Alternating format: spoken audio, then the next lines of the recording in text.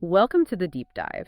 Today, we're looking into a really crucial and pretty complex time in South Korean history. Yeah, we're talking about Hanaho. Exactly, this private group within the South Korean army back in the 20th century, they became, well, incredibly powerful. And we want to explore its connection to the Gwangju Uprising, 5.18. Right.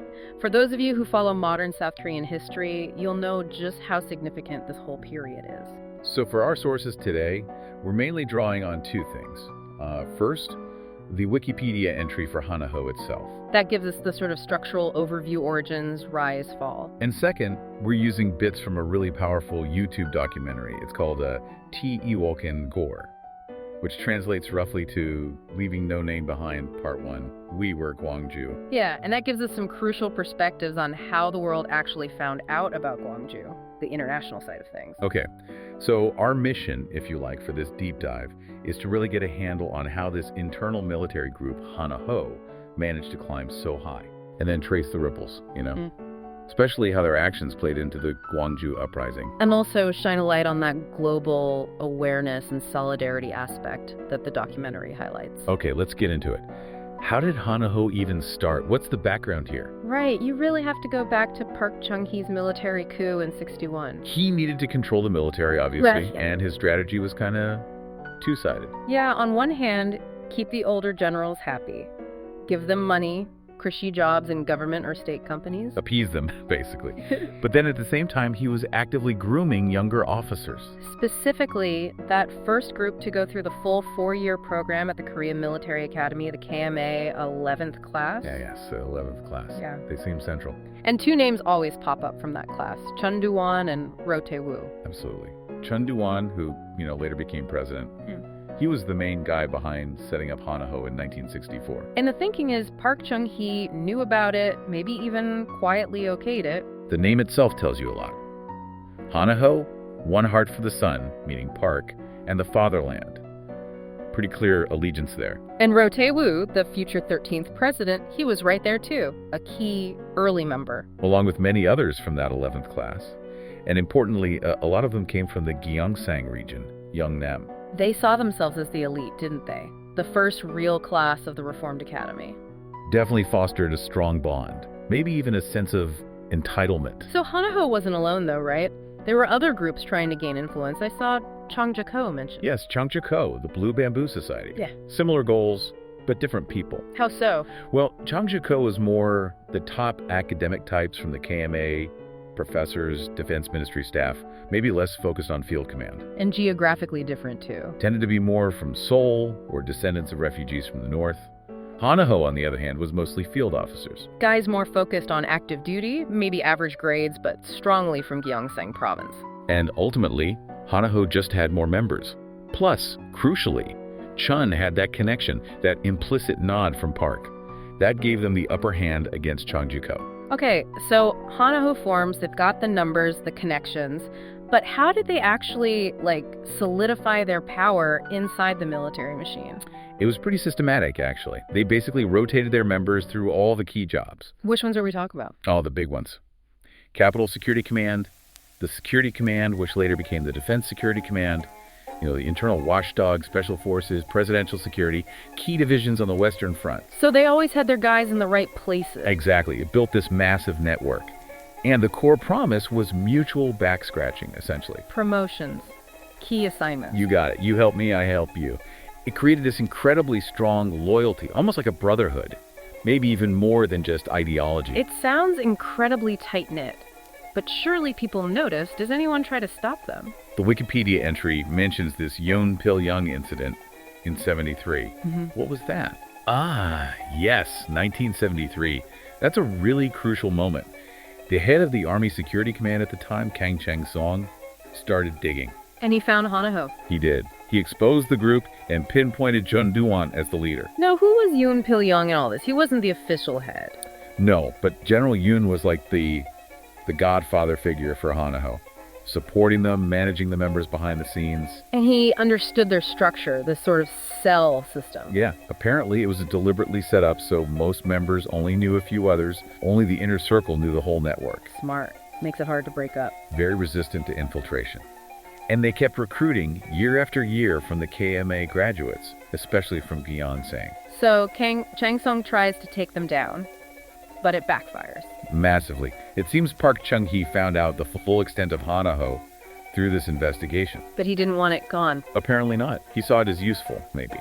A way to keep tabs on the rest of the military, prevent other coups against him. So Kang keeps pushing to get rid of Chun, not realizing Park's view. And Kang ends up getting dismissed himself. Yeah. Reassigned. Wow. And Yoon Pil-young, some of his close associates in Hanaho were forced out. Yes, they were retired. But paradoxically, this actually strengthened Chun Doo-won's position within Hanaho. And the official story. Just some internal corruption case. No mention of Hanaho in the final report. Swept under the rug. Okay, let's jump ahead. 1979, Park Chung-hee is assassinated. Massive event. How does this change things for Hanaho? It creates a huge power vacuum, right? October 26th, Park is killed. Choi Kyu-ha gets elected president on December 6th. It doesn't last long, though. Not at all. The night of December 12th, Chun Doo-won and his Hanaho guys launch a coup. The December 12th military coup. Exactly, they move fast. Key military posts, strategic commands, suddenly fill with Hanaho members or their allies. And this becomes the new military, the Shingdunbu. That's the term, yes. Now, it wasn't just Hanaho, there were others who jumped on board. But Hanaho was absolutely the core. They were calling the shots, consolidating their own power. And Chun's rise after this. It's incredibly fast, isn't it? Almost like Park's own coup back in 61. It really is. Just 9 months, and he gets promoted twice. Major general to lieutenant general, then boom, full general by August 1980. Mirroring Park's path, solidifying control. And then comes the next step, using the student protests as a justification. They expand martial law nationwide, May 17th, 1980. And even as they're tightening that internal grip, people outside are starting to notice things aren't right.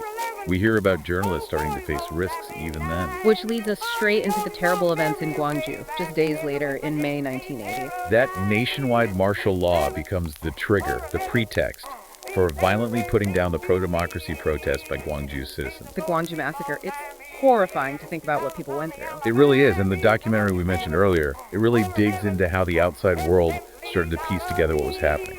Despite the regime, Chun's regime now trying desperately to keep a lid on it, control all the information. Yeah, they were actively silencing anyone who spoke out. It's quite amazing then, learning about the international side. The documentary talks about Jürgen Hinzpeter, the German reporter. Many might know his story from the movie A Taxi Driver. An incredible act of bravery. But there was also another German, Paul Schneiss, a missionary. His role was maybe less public, but absolutely vital. How so? What did he do? Well, it was layered. He was feeding crucial information to Professor Chi Myung-kwan. Who was writing under a pseudonym. Right, T.K. Sang, for that influential Japanese magazine, Sekai. Schneiss gave him first-hand accounts, contacts. He was a key link. Connecting Gwangju to the outside world. Exactly. But he also made sure the regime knew the world was watching. He alerted international human rights groups. He wanted them to know their actions weren't happening in secret. And it wasn't just journalists or missionaries taking these huge risks. The documentary mentions American Peace Corps volunteers too, right? People actually based in Gwangju. Yeah, people like David Dollinger, Paul Courtwright White. They saw it happen. Saw the military crackdown. Directly witnessed it. Including, horrifically, helicopters firing on civilians, unarmed people. And they tried to get word out. They did. Despite the huge danger, sharing what they saw through whatever channels they could find, often informal, risky ones. Their accounts were crucial in countering the government's story. It must have been incredibly difficult, the government controlling everything, surveillance. Immense challenges. Foreign journalists risked arrest, expulsion. The Peace Corps volunteers had to be so careful. And the local people who helped them, translators, informants. Absolutely critical, often unnamed, unseen, but essential for navigating the dangers and getting accurate information out. The documentary really shows it was this collaborative effort. People on the ground, intellectuals in Japan, ordinary citizens elsewhere, all working together, risking a lot. For truth and justice, yeah. Without seeking the spotlight. Which brings us to that video, Free Gwangju, made in Japan in '81, using art to raise awareness. It's powerful stuff. Yeah. It included these really moving woodblock prints by a Japanese artist, Tomiyama Taiko. Depicting the suffering in Gwangju. Vividly. She got information in real time, apparently, and had a long history of supporting Korean democracy. Her art, like this image of a mother holding her dead child, like a pieta. It just cut through language barriers. It really shows how global this effort became, people using whatever means they had. Definitely. A shared commitment that the truth wouldn't be buried. Meanwhile, back in Korea, as the Wikipedia entry notes, Chun Doo-hwan cements his power. Yep, retires from the military, becomes the 11th president, August 1980. And keeps it in the Hanaho family, picking Roh Tae-woo as his successor. Roh wins the 87 election, becomes the 13th president in 88, following the Hanaho playbook. But the entry suggests things started to shift under Roh. Hanaho's power wasn't quite as absolute. Was there infighting? That's an interesting point. It seems even after stepping down, Chun tried to keep pulling the strings behind the scenes with Roh's government. The old boss trying to stay in charge? Something like that. And it led to this power struggle between them, these former close allies. Which weakened Hanaho overall. It seems so. It diluted their dominance a bit, politically and militarily. And Roh Tae-woo often gets some credit for starting to break the hold of that young Nam military faction on politics. So Hanaho's big era eventually fades. How did it officially end? When was it actually dissolved? The real nail in the coffin came when Kim Young-sam became president in February 1993. He was determined to assert civilian control, right? Prevent future coups. Absolutely. He launched this cleanup operation, basically, dismantling all these military cliques and private groups. And Hanaho was top of the list. Definitely. Officially dissolved, members blocked from getting promoted any further. Was there pushback from the military? Reportedly, yes. Some officers apparently brought up examples of past military regimes, maybe trying to argue their necessity. But Kim Young-sam stood firm. He did. He had that famous line, "Even if dogs bark, the train goes." Wow. A clear message. Yeah, basically saying we're moving forward with civilian rule whether you like it or not. That really marked the end of Hanaho's power. A powerful assertion of civilian authority. And thinking back to the documentary again, it's just incredible how many people involved in getting the Gwangju story out did it completely selflessly. It really is. The journalists, missionaries, volunteers, the Japanese activists, they weren't looking for fame or reward. Just committed to the truth. Exactly. Risking their safety, their jobs, everything, just to make sure the world knew what happened in Gwangju. Often anonymously, often facing serious consequences. The documentary shows that lasting emotional impact on them, doesn't it? It does. Decades later, you can still feel their dedication. It's quite humbling. So let's try and pull this all together. We've seen how Hanaho, this internal army group, leveraged connections and patronage to grab immense power. With devastating results, ultimately culminating in the violence of the Gwangju Uprising. But, and this is crucial, those horrific events in Gwangju also sparked this incredible wave of international awareness and action. People from all walks of life, different countries, risking so much to expose the truth. It really highlights the power of information, doesn't it?